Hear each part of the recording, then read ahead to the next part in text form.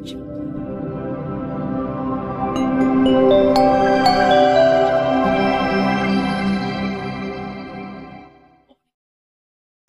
tassa bhagavato arahato samma sambuddhassa. Namo tassa bhagavato arahato samma sambuddhassa. Namo tassa bhagavato arahato samma sambuddhassa. Kalena dhamma sawanang etam manggala mutamanti.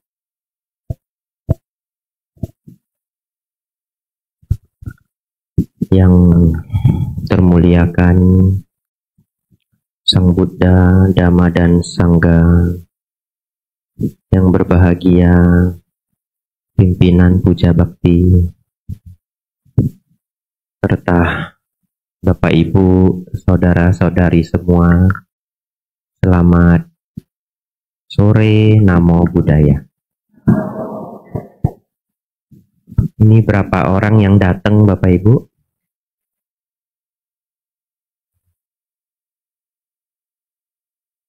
Ya, ibu-ibu 150 ya.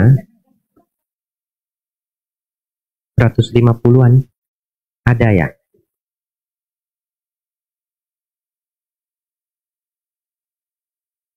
Ya, betul ya. Ya. 200 lah, pukul rata ya. Ada lagi loh yang tidak terlihat. Yang tidak terlihat mana Bante? Itu yang online. Nah, Bapak Ibu Saudara, selamat datang ya di Wihara Dhammasoka. Tak kenal maka tak akrab.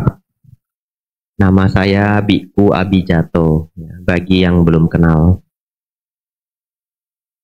Nah, sore ini Bapak Ibu Saudara, saudara-saudari datang kebaktian. Apakah ini memang jadwal rutin? Berarti ini bukan SPD ya. Ya, ini puja bakti minggu. Tidak ada puja bakti pagi. Ada juga. Pagi jam berapa? Dewasa tidak ada.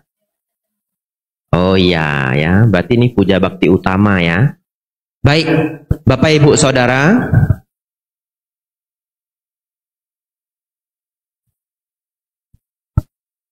hari ini kita akan cerita banyak hal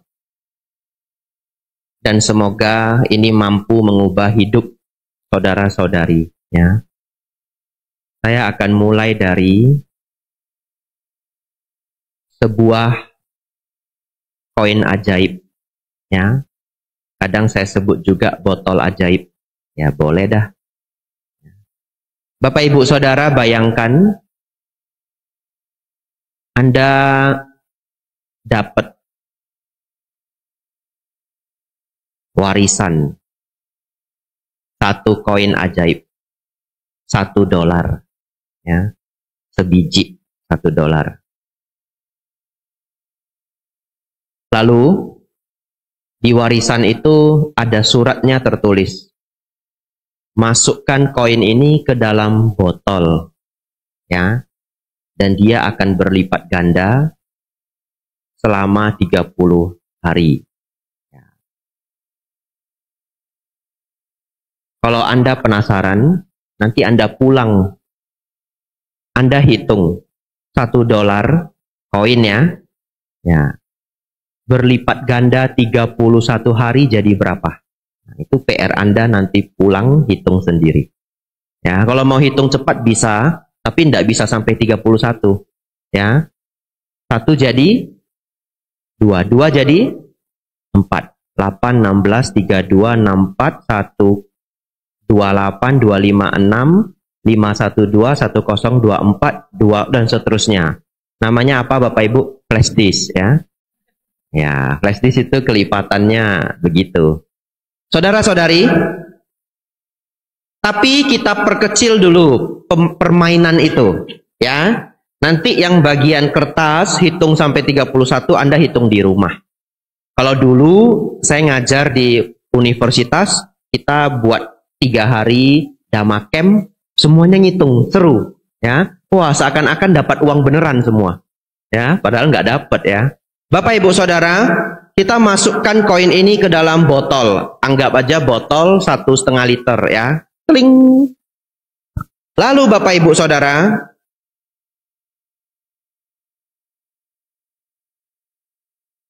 apabila botol ini penuh di hari ke-30, dengar baik-baik ya, yang sudah nonton di YouTube, nggak boleh jawab ya, ya, biar temennya pusing, ya. Yang sudah pernah dengar ini di YouTube atau entah di mana, biar temennya pusing gitu ya. Nah, Anda sudah tahu jawabannya.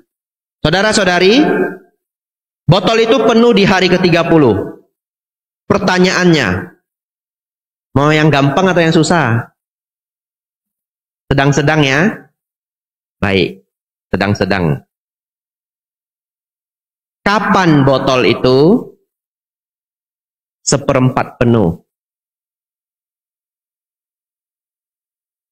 Penuh di hari ke-30. Tanggal 30 ya boleh. Penuh di tanggal 30.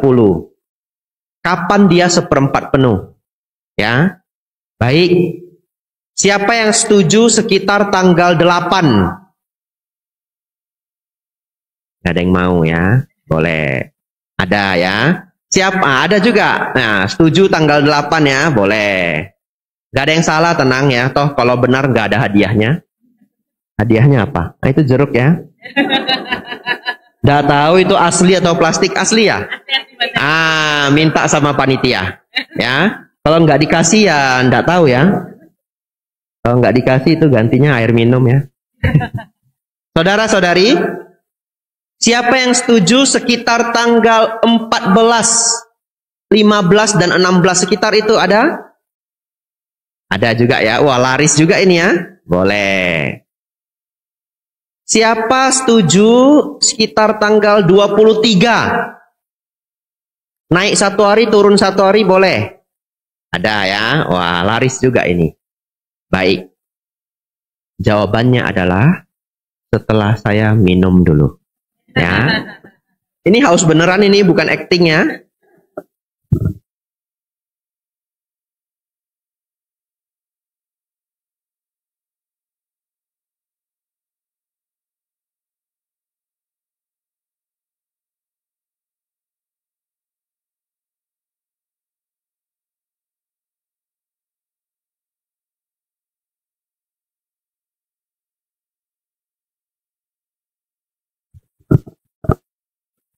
Bapak Ibu,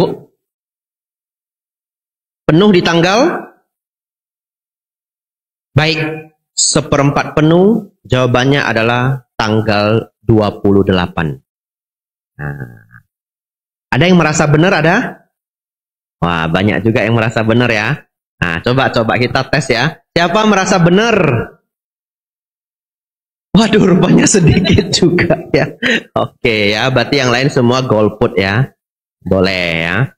Saudara-saudari, Bante, bagaimana tanggal 28? Nggak masuk akal lah. Baik. Ini koin kan berlipat ganda setiap 1 hari. Setuju? Setuju ya? Tanggal 30 penuh. Kalau Anda mikirnya dengan cara macam-macam memang sulit. Cara gampangnya begini. Tanggal 30 penuh, setuju?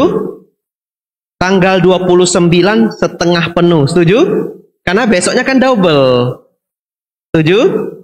Ya, maka 28-nya setengahnya setengah. Setengahnya setengah berapa? Seperempat. Jadi ini 28, 29, 30. Setuju? Nah, sudah enak tidur ya. Ya, udah dapat jawabannya. Saudara-saudari, itu salah satu rahasia hidup. Ya, itu salah satu rahasia hidup. Namanya koin ajaib. Atau saya patenkan aja ya, koin Abijato. Gitu. Biar nggak ada yang bisa niru lagi. Di trademark gitu. Hak cipta. Ada loh hak kreativitas. Iya, koin Abijato. Saudara-saudari, apa hubungannya Bante dengan kehidupan? Saudara-saudari, lihat. Sering nggak orang ingin latihan karate, paling tinggi sabuk apa? Hitam. Sampai kuning aja berhenti. Banyak? Ya. Hijau berhenti. Banyak? Banyak. Alasannya apa? Tidak ada waktu, sibuk, apa aja boleh. Ya. Piano, sistem royal, ABRSM. Finalnya 8. Banyak enggak? Cuma sampai 3 enggak mau lagi. Ya, pokoknya udah bisa main canon indie udah puas. Ya, selesai. Banyak. Taekwondo sama, gitar sama. Ya. Paling parah apa? Belajar bahasa itu paling parah. Paling parah sudah. Belajar enggak pintar-pintar, akhirnya apa? Saya tidak berbakat. Betul? Iya. Keputusannya saya tidak berbakat karena dia nggak ada sabuknya. Kalau bahasa Inggris ada sabuknya ya peristiwanya sama. Sampai sabuk kuning, sabuk hijau berhenti gitu ya. Ya, kalau di karate saya tidak keliru ya, beda sistem, beda sabuk ya. Putih, kuning, hijau. Setelah hijau apa? Ungu ya. Oh, ada biru ya. Kuning, biru, hijau, coklat, hitam ya. Nah, itu. Beda bela diri, beda sistem ya. Kalau Brazilian Jiu-Jitsu, putih, biru, ungu, coklat, hitam, merah. Koral namanya. Ya, itu bela diri saya dulu ya. Saudara-saudari, kita kembali ke botol ajaib kita. Pling, sebiji. Kita sudah berjuang 5 hari. Sekarang gini, ini penuh ya, tanggal 30. Ini tanggal 29. Ini tanggal 28, seperempat. 1/8 tanggal 27. 1/16 tanggal 26. Coba lihat. 26 hari cuma dapat segini. Ya, cuma dapat segini. Kalau 25 hari setengahnya lagi, cuma dapat segini. 25 hari. Banyak sekali hal dalam hidup kita itu seperti halnya botol ini. Dia berkembang, kelihatan hasilnya di 5 hari terakhir. Ya, tapi 25 hari kita berjuang nggak nampak apa-apa. Itu di banyak sekali kasus. Banyak sekali kasus. Ya, tidak semuanya pas kasusnya, tapi banyak sekali kasus hidup kita itu hasilnya seperti itu. Saya ambil contoh untuk rumah tangga. Bante, tidak tahu kenapa Bante, rumah tangga saya itu, aduh, banyak masalah. Belajar Dharma. Itu jawabannya belajar Dharma. Kalau bisa, setelah Anda pinter Dharma, ajak anak Anda. Suami belum mau Bante, tidak apa-apa. Anak aja. Sudah setengah tahun ada hasil? Sedikit. 1 tahun ada hasil? Nambah sedikit. 2 tahun, nambah sedikit. Begitu masuk tahun ketiga, mulai terlihat keajaiban. Rumah jarang berantem. Ya. Masuk tahun keempat, damai semua. Suaminya tidak ikut ke wihara pun tiba-tiba damai. Kenapa Bapak Ibu Saudara? Karena api di rumah berkurang. Awalnya istri sudah rajin datang ke wihara, ya. Dulu kalau marah seminggu 4 kali, turun 3, 2, 1. Sudah jarang marah sekarang, seminggu sekali, jadi 10 hari sekali. Berarti sebulan tinggal 3 kali. Nah, dulu berapa? 16 kali. Iya. Tiap senggol bacok. Ya. Akhirnya tinggal 3 kali. Lama tinggal 2 kali. Kapan 2 kali Bapak Ibu? Bulan tua. Nah itu. Ya. Jadi Bapak Ibu Saudara dulu 16 kali berantem. Marah 16 kali. Setelah 1,5 tahun, marahnya tinggal 2 kali sebulan. Ya. Kalau anak pertama marah 7 kali sebulan, anak kedua 5 kali sebulan, anak ketiga 4 kali sebulan, papanya 10 kali, ibunya 16 kali ya, total dah. Total itu namanya Perang Dunia Kedua, Bapak Ibu. Ya. Walaupun ini saya buat lucu-lucu, coba lo Anda bikin catatan sebulan, kalau ini rumah yang tidak harmonis ya. Rumah yang tidak harmonis. Catat sebulan berantem berapa kali coba. Sampai lelah. Ya, setiap ketemu di wihara saja. Terus saya tanya, Ibu kenapa sering di wihara? Iya Bante, di rumah stres. Nah, begitu ya. Ya, ini hanya cerita lucu-lucu Bapak Ibu, walaupun ada sedikit faktanya. Ya. Begitu kita belajar Dharma, api kita berkurang. Dulu 16 kali, turun jadi 2 kali. Anak pertama ketularan, anak kedua ketularan, anak ketiga ketularan. Tapi 2 tahun pertama hasilnya lambat. Betul Bapak Ibu? Masuk tahun ketiga, semuanya damai. Masuk tahun keempat, gak ribut lagi. Sekarang, si bapak yang tidak mau ke wihara, sudah gak ada lawan dia. Betul ya? Kalau dulu semuanya disenggol marah. Sekarang, udah gak ada yang marah. Ya, papanya entah marah apa, anaknya semua slow-slow aja. Ya, slow-slow aja. Api di rumah sangat berkurang. Tapi Bapak Ibu Saudara, itu terjadi, itu terlihat luar biasa hasilnya di 5 hari terakhir. Ya, seperti botol ajaib kita. Saya himbau kepada semuanya, aplikasikan ini dalam hidup Anda. Ya, kalau Anda ingin mendapatkan hasil yang baik pada satu hal, kerjakan seterus-terusnya. Ya, ini kisah nyata, tidak boleh saya angkat siapa orangnya. Saya pernah bantu keluarga yang kacau balau minta ampun, sekarang harmonis, damai. Memang butuh waktu, tapi berhasil. Ya, jadi itu caranya. Bapak Ibu Saudara, lanjut. Kisah. Apa dulu? Ada wijen, ada kapak. Wijen dulu ya. Ya, sudah agak lapar Bapak Ibu. Kisah wijen. Bapak Ibu Saudara, satu ketika, ini fiksi ya, ini perumpamaan saja, perumpamaan dari Sang Buddha. Satu ketika, seorang pemuda dari desa berangkat ke kota. Ya, dari desa dia berangkat jauh sampai kota Banjarmasin. Di kota, dia melihat orang menggerus batu dengan batu. Batu digerus dengan batu. Keluar minyak Bapak Ibu. Terkejut sekali dia. Pantesan orang Banjarmasin kaya-kaya semua. Rupanya ini rahasianya. Apa rahasianya Bapak Ibu? Batu digerus dengan batu keluar minyak. Bahagia sekali dia. Cepat-cepat dia pulang ke kampung.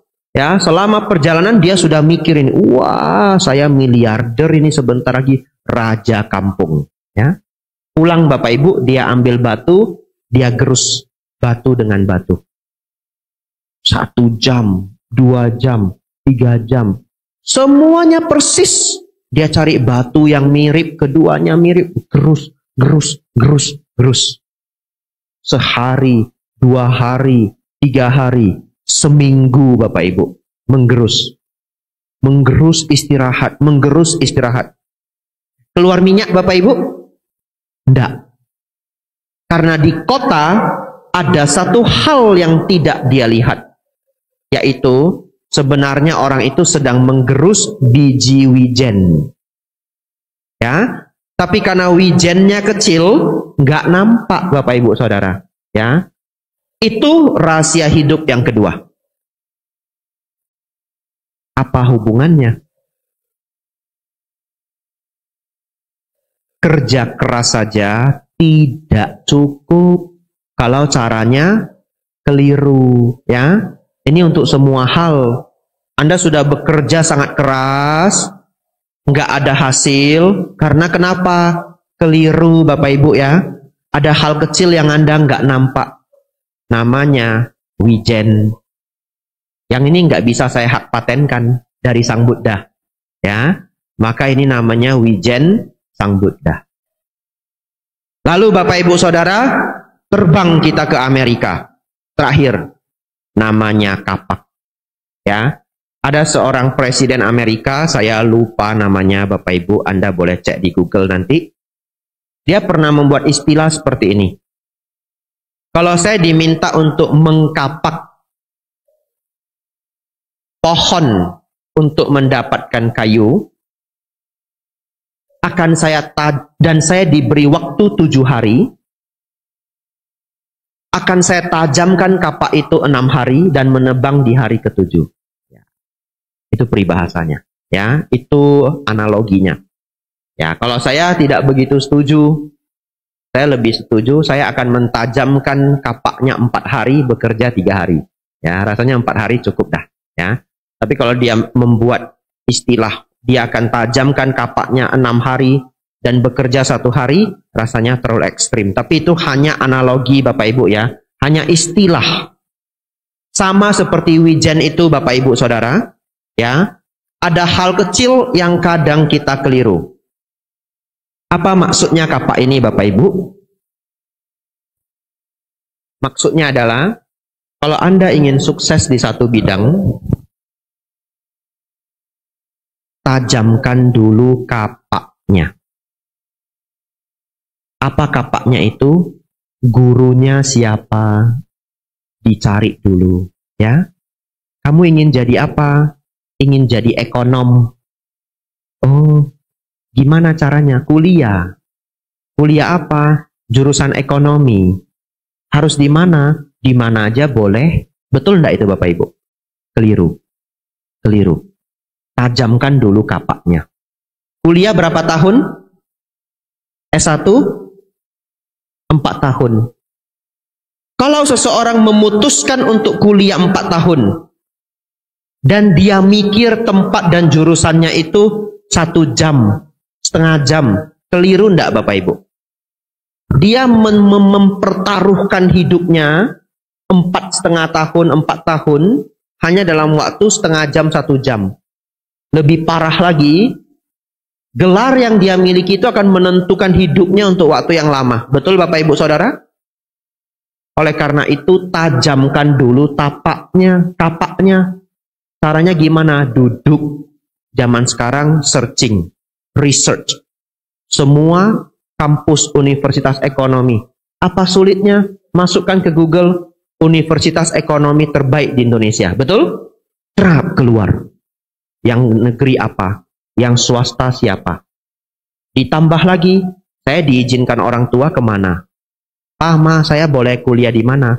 Di mana aja boleh. Tapi ya fokus Pulau Jawa dah. Oke, Pulau Jawa ya. Maka pulau yang lain kita kurangin. Tinggal ini listnya. Pak, Ma, biaya boleh berapa? Nah, Papa sanggupnya ya janganlah lewat 500 juta. Masih banyak biaya lain. Oke, kita cari yang kriterianya masuk. Maka yang terbaik apa Bapak Ibu? Universitas Indonesia. Siapa yang tidak mau masuk? Betul ya? Ya, tapi kan ada 5 pilihan. Setelah kita riset. Oh ya, kalau saya tidak masuk UI, saya masuk nomor 2 ini. Erlangga Surabaya, oke lah. Saya tidak bisa masuk Erlangga. Saya inginnya di Jakarta atau Surabaya. Kota lain saya nggak begitu tertarik. Kenapa? Ekonomi bukan hanya masalah teori, tapi juga koneksi. Pinter dia. Misalkan ya. Oke, swasta apa yang terbaik? Prasetya Mulia. Misalkan ya. Tidak di-endorse ini ya. Kalau mau di-endorse boleh juga. Ya, taruh sini. Prasetya Mulia. Saya sering ngajar di sana Bapak Ibu. Jadi saya angkat nama Prasmul ya. Bapak Ibu Saudara. Dan kebetulan Prasmul itu universitas swasta ekonomi salah satu terbaik se-Indonesia. Mereka yang punya MBA, S2 MBA pertama di Indonesia. Ini jadi endorse beneran ini ya. Ya, banyak umat Buddha kita di sana ya. Anak Anda yang ingin kuliah di Prasmul, silahkan. Oh, jadi iklan beneran. Ya. Tidak ada hubungannya dengan iklan, tapi bagi saya memang mereka semuanya sukses, banyak yang berhasil. Jadi saya sampaikan ke Anda. Bapak Ibu Saudara, setelah itu tidak berhenti di sana, riset lagi. Saya mau belajarnya apa? Ekonomi itu kan luas, betul ya? Nah, saya inginnya di bidang ini. Kamu ekonomi ingin bidang apa? Saya ingin bidang ekspor impor. Oh, saya ingin bidang ini dan itu ya. Ya, dicari. Lalu setiap guru yang ada di dalam dipelajari. Ya, di UI profesornya siapa, di Prasmul profesornya siapa, Erlangga profesor. Cari yang paling pas. Mungkin habis 3 bulan Bapak Ibu. Salah enggak habis 3 bulan itu? Belum lagi ada beasiswanya enggak? Betul enggak? Dipelajari muanya. Itulah mempertajam kapak. Bante, kan enggak semua orang mau begitu. Ya makanya saya kasih tahu. Betul ya? Supaya Anda mau begitu. Ini kebetulan yang saya sampaikan itu kuliah ya. Tapi Anda boleh lakukan untuk hal apapun ya. Pertajam kapaknya dulu. Contoh karena kita puja bakti, ingin belajar dharma Bante, baik. Ingin belajar dharma, cari siapa sekiranya. Kalau saya klaim guru terbaik, ya saya nggak enak dengan guru yang lain ya. Makanya saya pakai bahasa yang lebih lembut. Siapa sekiranya guru yang sangat bagus? Riset. Saya sebagai biku Bapak Ibu, saya perlu enggak belajar sama Bante lain? Perlu. Saya riset Bapak Ibu. Di Thailand ada siapa? Achan Cha, ada Achan Buddhadasa yang paling sangat-sangat terkenal, Bante Payuto ya. Ada Achan Wo, namanya Achan Wo, Bapak Ibu tidak kenal ya, Achan Wo. Bukunya sudah ada, mulai diterjemahkan ke Indonesia ya. Lalu di Myanmar ada Bante siapa ya, saya Dau Pandita, Lady saya Dau, Pak Ok saya Dau Pandita Junior, dan yang lain-lain. Di Sri Lanka ada siapa? Bante Narada, Bante Punaji, di Jerman Bante Analayo, di Amerika ada siapa? Bante Bodhi ya, di Australia Achan Brahm, Achan Brahmali, di Indonesia Bante Panyawaro, Bante Damadiro. Dipelajari semua. Lalu setiap guru ini kelebihannya apa? Kita pelajari. Bante Analayo orang Jerman. Orang Jerman keahliannya apa Bapak Ibu? Kitab Mandarin. Lucu ya? Orang Jerman S3 di Sri Lanka, ahli kitab Mandarin. Beliau melakukan studi perbandingan bahasa Pali dengan kitab Mandarin. Kitab Pali dengan kitab Mandarin. Beliau nulis buku apa? Beliau nulis buku Satipatthana. Oh, berarti beliau expert di meditasi. Beliau nulis buku apa? Kelahiran kembali ya, Reborn in Early Buddhism. Beliau nulis buku apa lagi? Ini. Bante Dhammika nulis buku apa? Habis waktu Bante? Ya, seperti itulah cara belajar yang luar biasa, ya. Jadi untuk adik-adik yang hadir di sini, saya tidak tahu saudara-saudari adik-adik nanti senang bidang apa, arsitek kah, computer science kah, Anda lakukan seperti yang baru saya katakan, ya. Kalau Anda mengatakan, Bante saya ingin belajar programming, Bante saya ingin belajar computer science, kamu suka sama siapa? Gak tahu Bante. Anda belum kerjakan PR Anda, ya. Anda mengklaim, Bante saya suka computer science, pelajari. Siapa yang paling pinter AI di dunia ini? Siapa yang paling pinter Python, Java, JavaScript? Ya, kenapa Facebook berhasil? Apa kelebihannya? Nama perusahaannya Meta. Oh, Meta punya pelajaran nggak? Oh, punya. Dia punya front, dia punya end untuk programming. Anda pelajari itu semua. Kalau Anda mengklaim anak computer science, ya. AI, sekarang semua serba AI. Siapa yang terbaik di AI? Andrew Ng, profesor dari Stanford. Kuliahnya gratis. Tinggal masukin namanya Andrew Ng, pelajarannya gratis. Ya, Bapak Ibu Saudara, tugas Anda mempertajam kapak. Cukup. Tadi saya mulainya jam berapa? Jam 6 lebih sedikit ya. Sudah 25 menit Bapak Ibu. Kertas saya masih banyak loh, enggak apa-apa. Aman ya.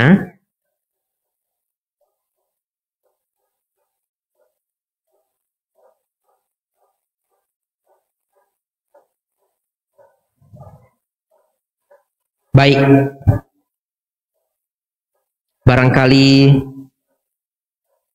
ini 3 pesan terakhir. Tapi bagus semua, ya. Bagus semua. Minum dulu Bapak Ibu ya. Cuma saya bantu yang kalau minum permisi ya.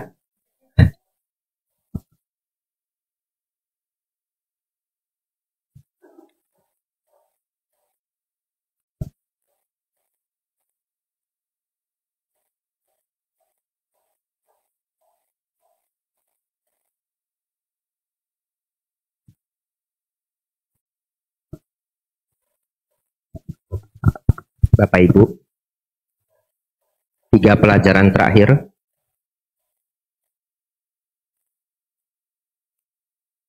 Sebelum itu kita hafal dulu pelajaran kita barusan ya. Nomor 1 apa Bapak Ibu? Koin ajaib. Ya, koin ajaib. Sudah bekerja 25 hari, hasilnya di 5 hari terakhir ya.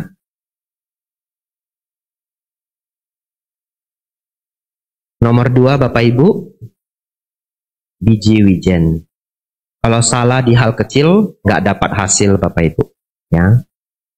Nomor 3 apa Bapak Ibu? Mempertajam kapak ya. Jangan buru-buru menebang.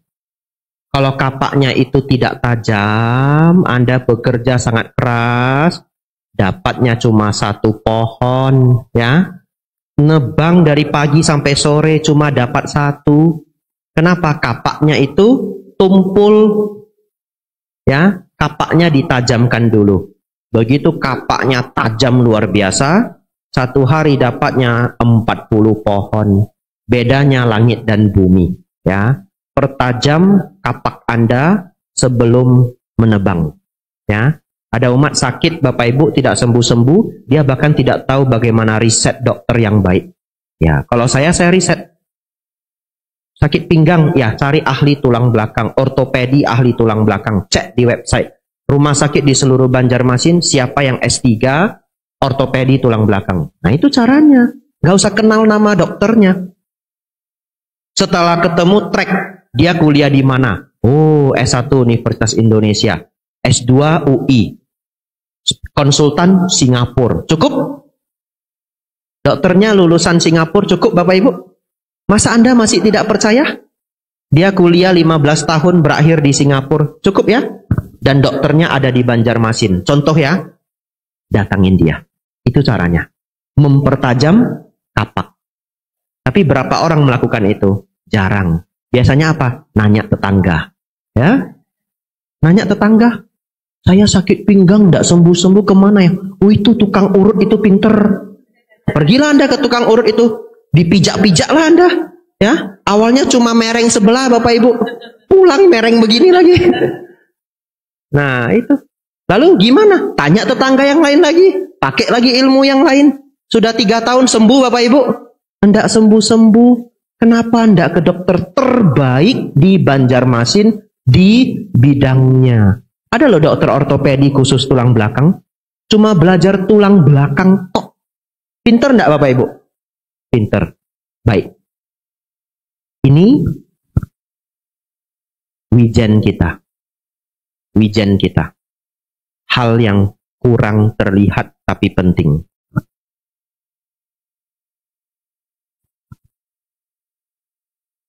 Baik. Saya gabung aja 2 pelajaran. Bapak Ibu Saudara, ingin jadi orang mujur Bapak Ibu? Ingin ya? Ingin jadi orang mujur ya? Ya, ini rahasianya Bapak Ibu. Semuanya tahu. Semuanya tahu. Tapi kita bahas sampai yang kecil-kecil tidak terlihat. Ya. Kalau Bapak Ibu ingin jadi orang mujur, orang hoki, rezeki bagus, ini kisah nyata Bapak Ibu ya, belum lama ini. Ada satu umat tidak boleh sebut nama, tidak boleh sebut alamat rumah, tidak boleh. Ya. Umat ini sangat sukses. Bukan sukses, sangat sukses. Berjuang dari nol. Hebat enggak Bapak Ibu? Ya. Anda jangan tanya penghasilannya. Tapi sebulan bisa berdana ratusan juta. Berdananya loh, bukan penghasilannya. Luar biasa Bapak Ibu. Ya. Lalu diskusi dengan saya. Umat ini sering ditanya teman-temannya, apa sih rahasia sukses kamu? Betul ya? Semua orang juga ingin sukses. Lalu menurut umat ini, saya tidak mau bilang bapak atau ibu, nggak mau bilang, biar semakin misterius. Ya. Menurut umat Buddha yang baik ini, ya, dia tanya kembali, menurut Anda apa rahasianya? Nanya temennya balik. Rajin, kamu rajin. Orang lain juga ada yang rajin, betul? Kamu pinter. Yang lebih pinter dari saya ada. Lalu dia bilang begini, ya, kamu benar. 30%. Kamu benar 30%. Saya rajin, pinter. 70%-nya kebajikan. Dia jawab sendiri Bapak Ibu, bukan saya. Kalau saya yang jawab mah nggak sah. Saya biku, bukan pengusaha. Lalu umat-umat datang, Bante apa rahasia sukses? Bante gimana jadi pengusaha? Saya bukan pengusaha. Betul ya? Tapi saya sampaikan ini dari pengusaha beneran. Menurut orang ini, dia dengan penuh keyakinan ngomong ke temannya. 70% kebajikan. Tapi saya mengerti, ada yang berbisik di hati. Saya juga berbuat kebajikan, Bante. Lalu umat ini flashback, melihat kehidupannya yang lampau. Saya tidak bisa cerita selanjutnya lagi, padahal ceritanya bagus sekali. Karena belum permisi sama orangnya. Ya. Dia sangat suka menolong orang sakit, Bapak Ibu. Sejak dia belum banyak uang, memang sudah karakter bawaan. Ya. Oleh karena itu, Bapak Ibu Saudara, memang betul kebajikan. Tapi tambah satu. Semua orang banyak yang berbuat kebajikan. Ada yang senang berbuat kebajikan. Tapi satu tambahan. Tulus. Tulus. Tulus itu susah, Bapak Ibu. Ya, tulus itu susah. Oleh karena itu, Bapak Ibu Saudara, saya menawarkan biji wijen untuk Anda. Hal yang tidak terlihat. Mari kita bedah hukum karma, Bapak Ibu. Setuju enggak? Tanam padi, tumbuh padi. Setuju? Setuju ya? Nanam mangga, tumbuh mangga. Setuju? Nanam kebaikan, tumbuh kebaikan. Setuju? Nanam keserakahan, tumbuh keserakahan. Setuju? Mari kita coba. Setuju semuanya ya? Ada orang, Bapak Ibu, datang ke wihara dana makan. Bawa apa? Nasi goreng. Ya, dari hotel nasi gorengnya. Yang mahal, Bapak Ibu. Ya, ini nasi goreng mahal. Belinya berapa? Sepiring, nggak besar. Porsi nggak besar. 100.000. Udah lumayan lah ya. Udah bagus ya. Nasi goreng, porsi tidak besar. 100.000. Datang ke wihara. Berdana. Bawa nasi goreng Bapak Ibu Saudara, dana ke Bante. Apa yang ada di batinnya Bapak Ibu? Semoga dengan kebajikan ini, toko saya yang 2 cabang bisa jadi 10. Betul? Salah enggak? Enggak. Enggak salah. Benar itu boleh. Dalam dharma baik itu boleh. Berapa banyak orang datang ke wihara awalnya nyari rezeki, betul? Ya. Berapa orang datang ke wihara nyari kebijaksanaan? Lebih banyak datang ke wihara nyari rezeki atau nyari kebijaksanaan? Nah, kalau ada yang berani menjawab, rezeki Bante gitu ya. Atau lebih banyak yang datang ke wihara karena takut hantu atau nyari kebijaksanaan? Takut hantu Bante. Nah, dia rajin ke wihara seminggu sekali. Kalau ditanya temennya, kamu kok rajin ke wihara seminggu sekali? Oh, iya, biar diguna-guna membal katanya. Oh, iya, saya kalau diguna-guna nggak masuk. Kenapa? Oh, seminggu sekali saya ke wihara? Boleh, bagus ya. Tapi nanam padi tumbuh padi. Kalau tidak hati-hati, setiap berdana yang ada hanya harapan, keinginan, bahkan keserakahan. Apakah itu tulus setulus-tulusnya Bapak Ibu? Ya, kurang jawabannya ya. Tapi apakah itu karma baik? Karma baik. Jangan lupa ya, tetap karma baik. Oleh karena itu Bapak Ibu Saudara, saya mau bagi wijennya. Saya mau bagi wijennya. Wijennya itu apa? Mulailah Bapak Ibu berlatih ketika berbuat baik agar orang tersebut bahagia. Ya, kalau berlatih belum bisa 100%, enggak apa-apa, ya. 50% ya bagus, ya.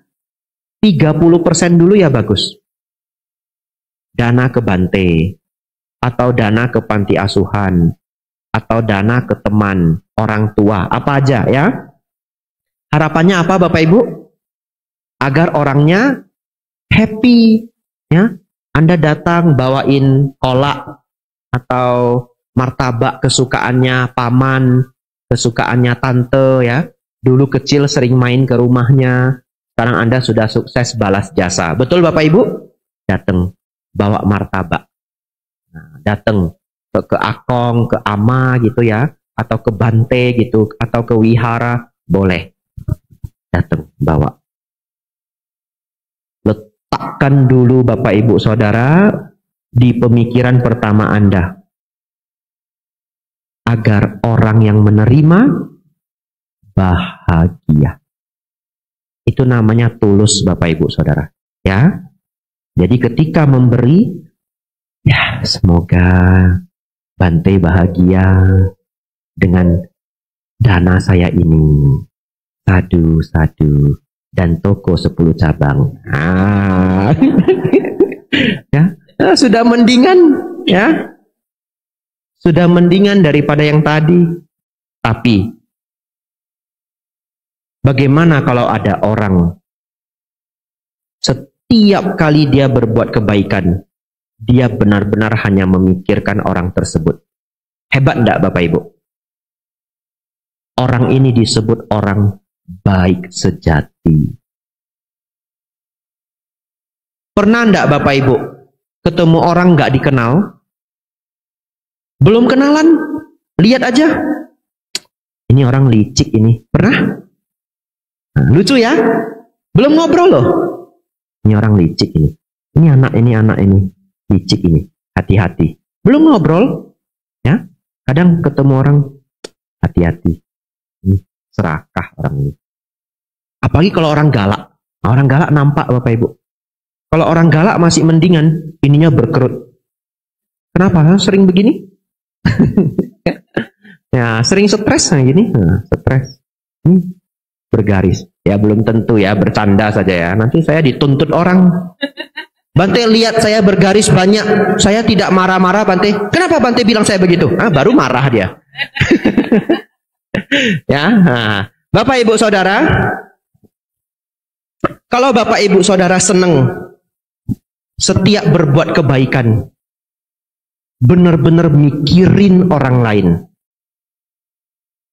maka bahkan di alam bawah sadar Anda, bahasa tubuh Anda yang Anda tidak bisa kontrol itu menjadi bahasa tubuh meta. Ya, menjadi bahasa tubuh meta. Orang lain nggak ngerti. Begitu ketemu dia, nggak tahu ya. Kalau ketemu dia nyaman. Padahal dia nggak ngomong apa-apa, nggak. Dia cuma duduk aja. Betul Bapak Ibu Saudara? Kenapa? Karena metanya itu terpancar dari hatinya. Kepengen nggak jadi orang begitu Bapak Ibu? Orang ketemu kita aja seneng. Kepengen Bapak Ibu? Kepengennya? Gimana latihannya? membantu orang lain, ya. Senang membantu orang lain. Bahasa Palinya disebut dana. Dana artinya pemberian. Dana enggak artinya uang ya. Enggak ya, ini jangan disalahpahami ya. Dana artinya uang itu bahasa Indonesia. Bahasa Pali dana artinya pemberian. Boleh materi, boleh nasihat, memberikan waktu, memberikan kebahagiaan, dan yang lain-lain. Ya, ada bahasa Pali dana damang sabang danang jinati. Pemberian dharma adalah yang tertinggi. Bahasanya apa? Dana damang. Kalau dana itu uang, maka uang dharma uang tertinggi. Nah, itu kotak dana itu.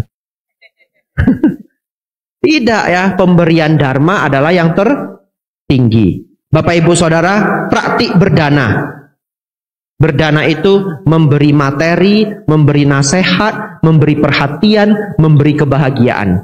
Dan ketika Anda melakukannya, dilatih demi orangnya bahagia.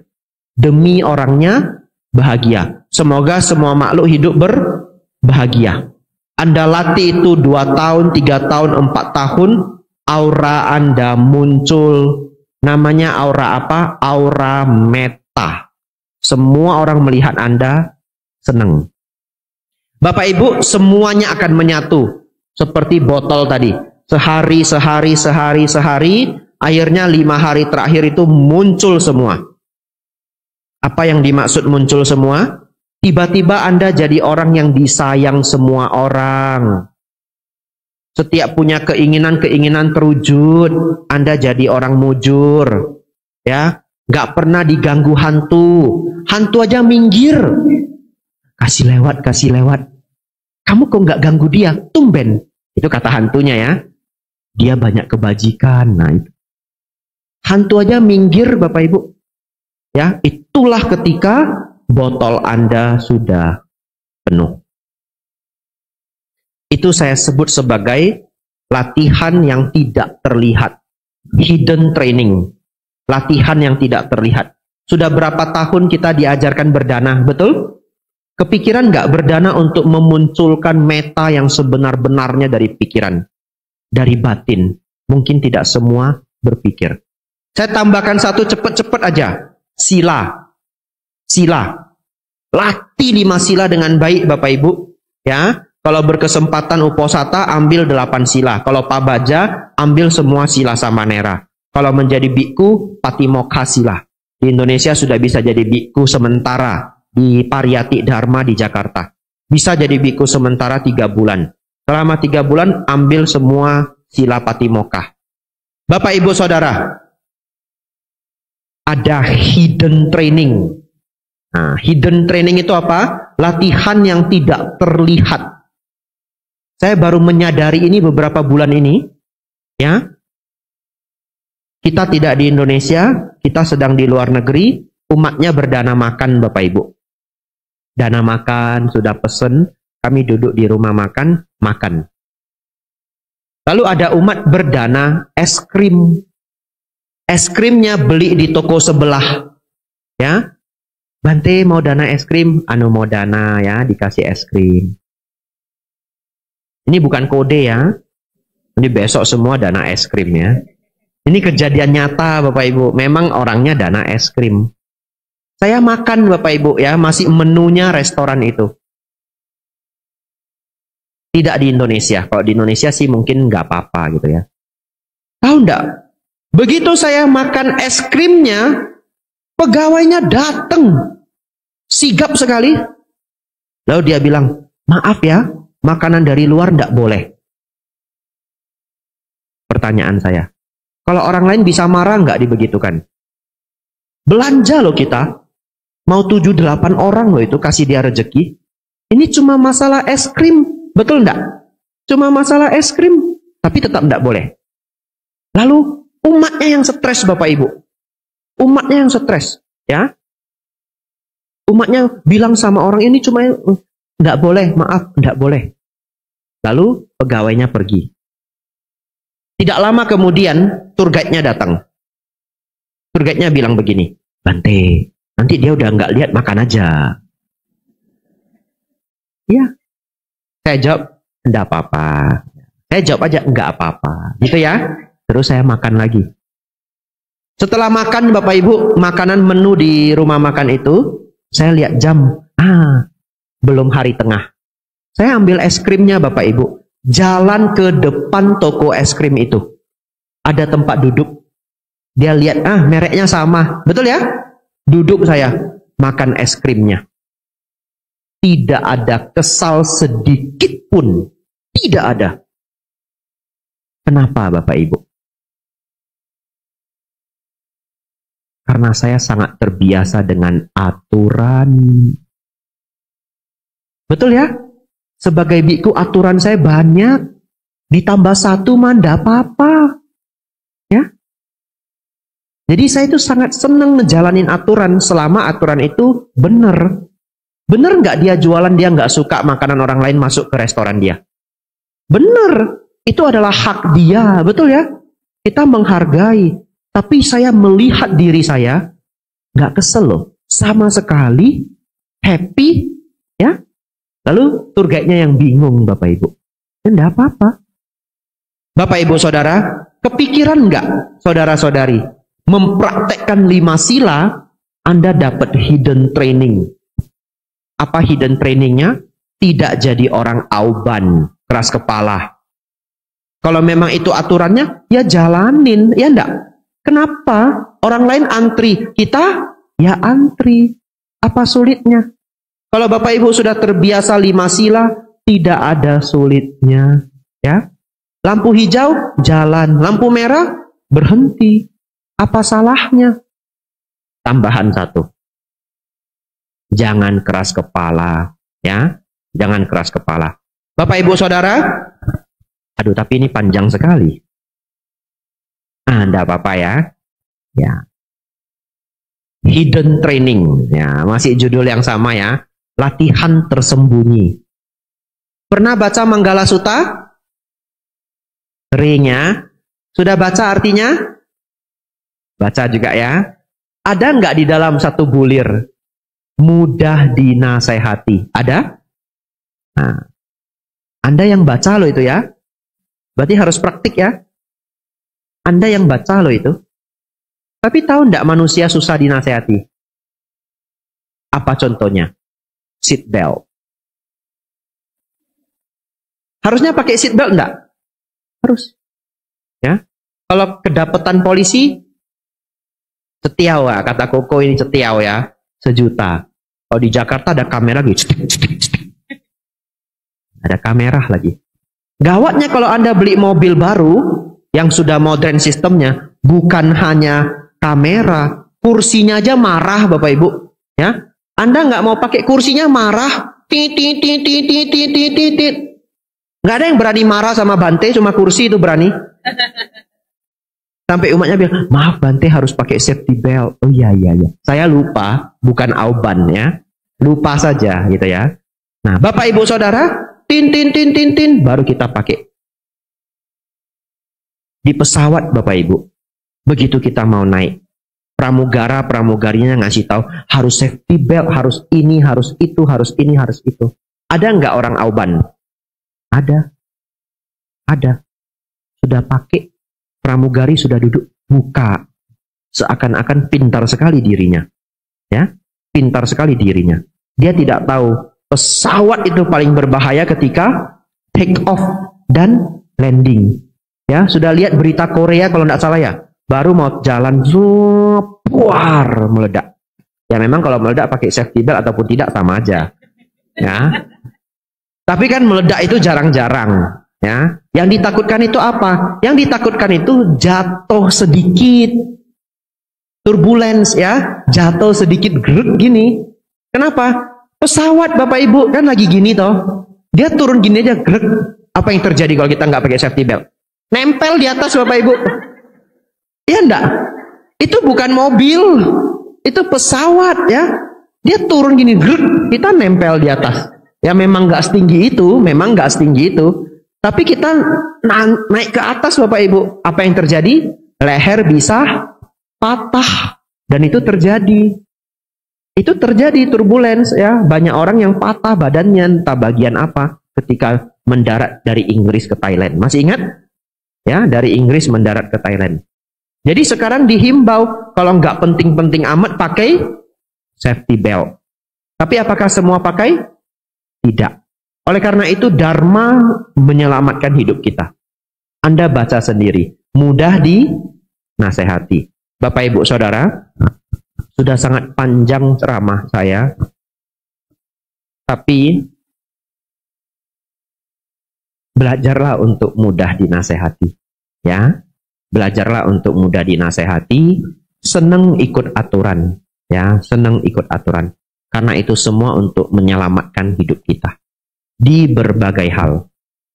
Saya lirik buku saya, Bapak Ibu, ya. Sebenarnya yang saya catat itu banyak sekali, ya. Saking senangnya saya memberi dharma-dharma bagus untuk Bapak Ibu, ya. Tapi sudah mau 1 jam. Coba saya cek. Kalau ada yang sangat penting, saya sampaikan, ya. Kalau tidak ada yang sangat penting, kita tutup.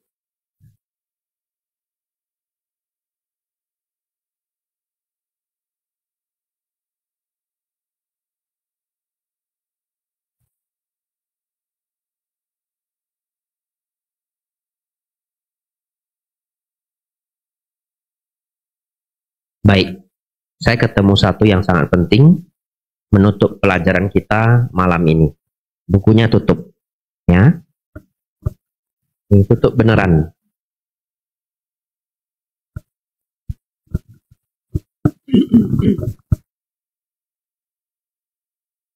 Apa beda pintar dengan bijaksana, tapi bukan versi yang semalam.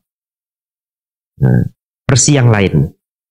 Apa beda pintar dengan kebijaksanaan? Ternyata kuncinya itu ada di satu kalimat ini. Satu kalimat ini. Saya mau kenalkan satu orang.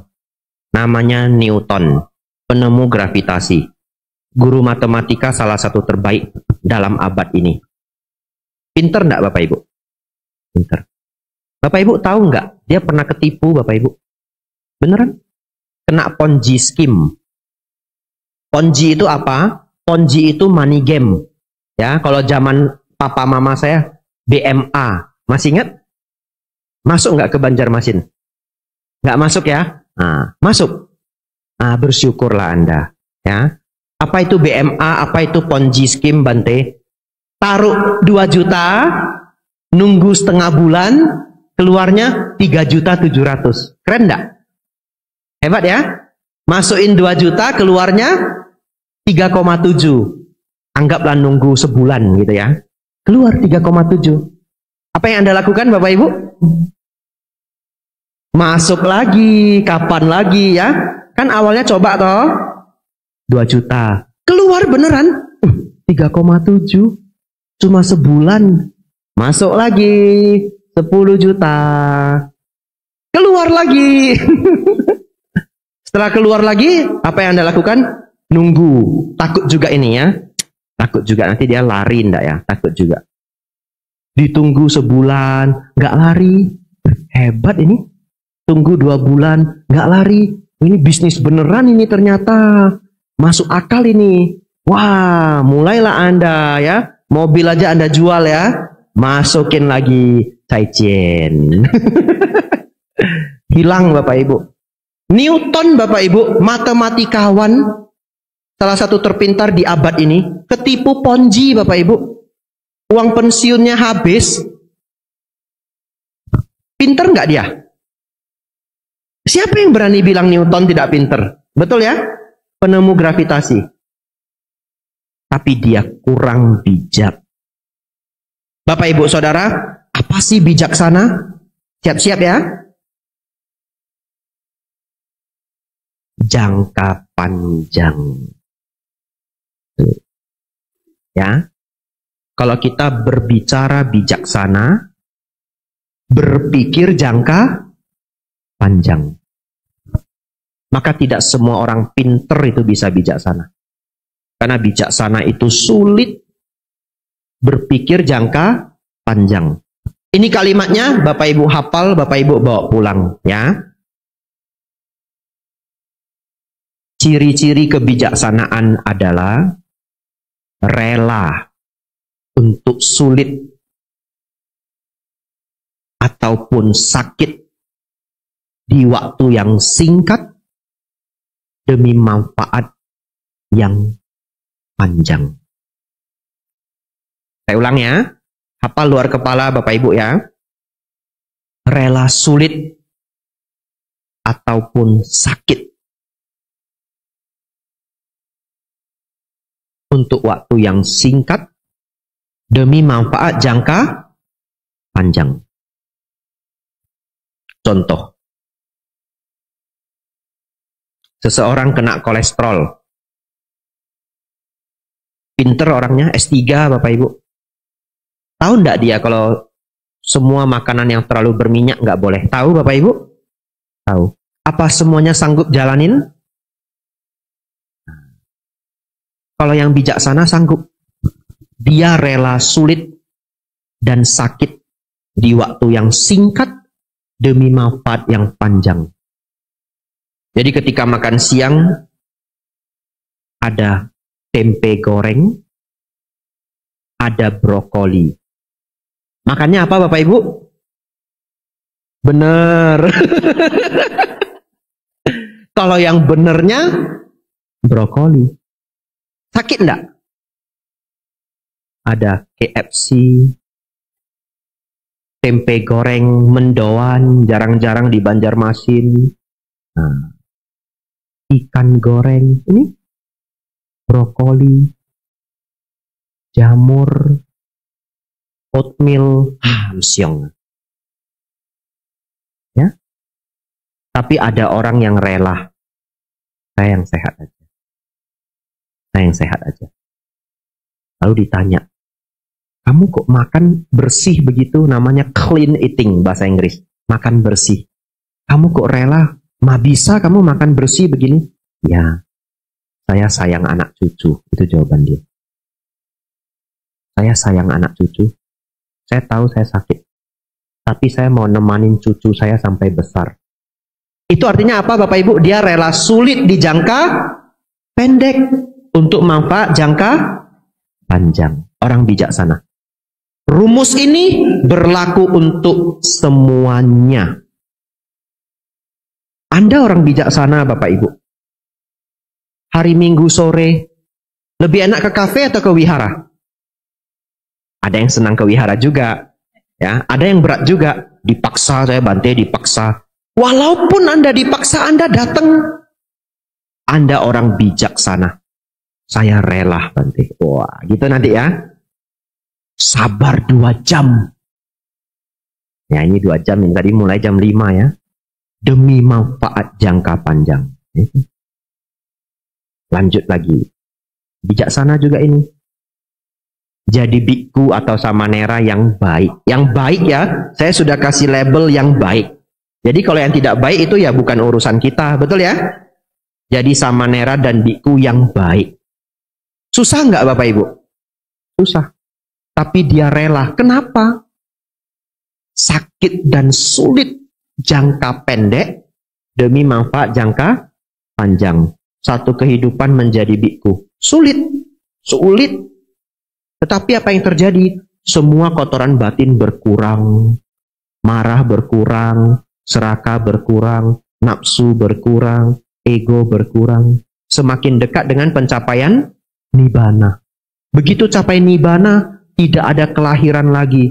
Abadi Bapak Ibu bahagianya. Untung nggak? Ya. Bapak Ibu Saudara, mari kita jadi orang bijaksana. Kalau ada 2 pilihan, yang satu cuma untung jangka pendek, yang satu untung jangka panjang, tapi harus ada sedikit perjuangan, harus ada sulit, harus ada sabar, harus ada sulit, susah, sedikit sakit. Ambil yang mana Bapak Ibu? Yang panjang. Namanya orang bijaksana. Ya. Belum sanggup Bante, separuh. Belum sanggup, separuh. Ya, itu ilmunya. Pengen Bante tempe goreng oleh 2 aja. Daripada sepiring? Ya. Nah, 2 aja. KFC-nya Bante setengah. Ya. sisanya brokoli, gitu ya. Nah iya, pelan-pelan, lebih baik daripada tidak. Itu nasihat terbaik saya malam ini Bapak Ibu, ya. Belajarlah untuk bijaksana. Nanti pulang, Anda mau marah kepada keluarga, stop, gosok dada. Bijaksana. Bijaksana. Mau rumahnya harmonis sampai tua, mau? Mau ya? Sudah tua masih bisa jalan-jalan bareng, suami, istri, anak-anak mau ikut, mau? Gosok dada. Ini udah mau marah besar ini. Bijaksana. Jangan. Kata Bante, kalau nggak sanggup lengkap separuh, marah separuh. Nah, kamu ini ya, untung kamu saya ikut puja bakti. Nah, gitu ya. Ya, anumodana semuanya. Semoga Bapak Ibu selalu semakin bijaksana, berkembang dalam dharma. Diingat semua nasihat-nasihat yang baik. Sabe sata bawantu sukitata. Semoga semua makhluk hidup berbahagia. Sadu.